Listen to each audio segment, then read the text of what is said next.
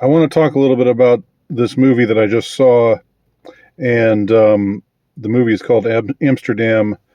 Maybe you've heard of it. It's shaping up to be a colossal box office bomb, um, and I think that is a good thing because it's it's a highly objectionable movie in a lot of ways, um, and it's not it's mm, it's moderately well made. It's well filmed. There's good costumes, generally good acting, I think. But I don't want to go into the whole convolutions of the plot right now. I want to hone in on something in particular that just galled me about it.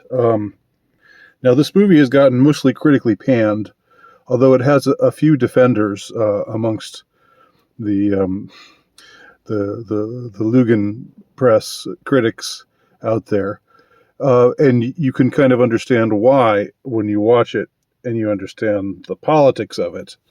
And there was somebody from New Yorker, of course, who said something like this is resistance filmmaking.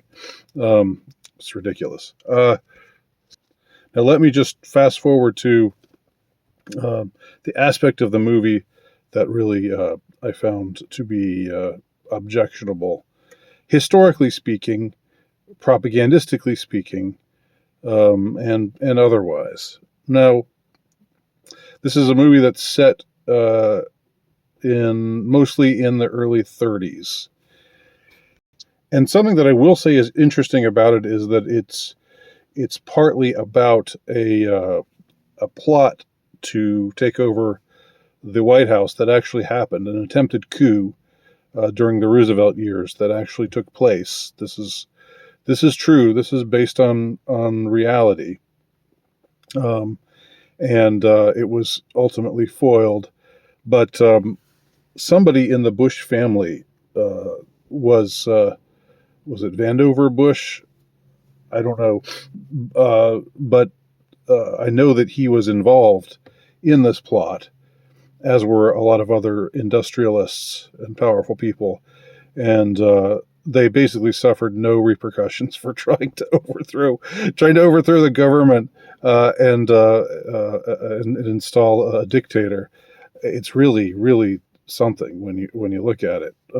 Obviously, they were one faction out there amongst the power elite, and they failed, but their failure did not result in any arrests or anything really being done. The Bush family prospered after this, prospered enough to the point where George Bush was became the head of the CIA for a time, and was very instrumental in the operations of the CIA. There are things that are said about where he might have been on the day that JFK was shot, but that's mostly speculation. What isn't speculation is that he was a high-ranking member, and at one time, the what do you call him? The big honcho in the CIA. And of course, his son George W. Bush became president for two terms in the 2000 and 2004. So all of that is true, and I have no objection with the depiction of this attempted takeover of the government, because it's based on fact. What is irritating about the movie is that ultimately it reflects the propaganda of our day. Let me explain what I mean by that. You would think that a movie which puts on display eugenicism, the forced sterilization, which I guess I hadn't mentioned prior to now, but it mentions, or it shows how that is going on. That certain undesirable groups being sterilized, being prevented from passing on their genes, this was something that was being pushed at the time. But what it gets wrong, what it gets very wrong, is it suggests that this notion of eugenics first came to us via the fascist nations of Italy and Germany, and it was only through an alliance with them that right wing people in the West, in the Western world, in the United States, got wind of this whole idea of eugenics and pushed for it. Eugenics was something that was widely embraced by liberals in the 20s and earlier. It was seen as something that would be a positive step that would improve the overall genetics of the population. And you had people like, of course, most famously Margaret Sanger of Planned Parenthood, but also others who were rather liberal in outlook when it came to opposing traditional norms on marriage and on sexuality, who were very foursquare behind eugenics. But if you watched the movie, you would have no idea that were the case. You would think that it was just right-wing people, powerful right-wing people in the United States who were pushing the eugenics notion. That's true to some degree. I mean, there was people like Ford and others were behind eugenics, but there were also many liberal left-leaning types who were also pro-eugenics. And the film dishonestly posits that it was just a right-wing thing that came out of Europe, that came out of the fascist nations in Europe. I don't know how much relationship Mussolini even had with eugenics. I'm not sure if it was really something that he was all that big on. Of course, in Nazi Germany, it very much was. But the truth is that Europeans took this idea of eugenics from America. It originated in America. Now, this is all rather irritating, but the most irritating thing of all, from a historical perspective, is the depiction of the British intelligence, the MI5 representative in the movie is played by Michael Myers. Yes, the same Austin Powers. And also there's a representation of naval intelligence. I guess this was before there was the OSS, which became the CIA. But these two guys are depicted in a relentlessly positive light. So British intelligence and American intelligence, the pre-CIA naval intelligence, which we know were not good, and being representatives or outgrowths of the elite, they probably favored eugenics as well. But the way that it's shown in the movie is that eugenics is this idea or this notion that's being promoted out of Germany and out of Italy, and wealthy industrialists in America are promoting it. And the CIA, not the CIA, but American intelligence and British intelligence are against it, and they want to foil it. They want to stop these people who are pushing this coup, and this coup is all about, or it's largely about, forcing eugenics on America. Eugenics were being put into place in America well before this coup. That certain wealthy industrialists tried to make happen. I mean, it was as American as apple pie. And again, plenty of liberal leftists subscribed to eugenics. So these are all irritating things about the movie.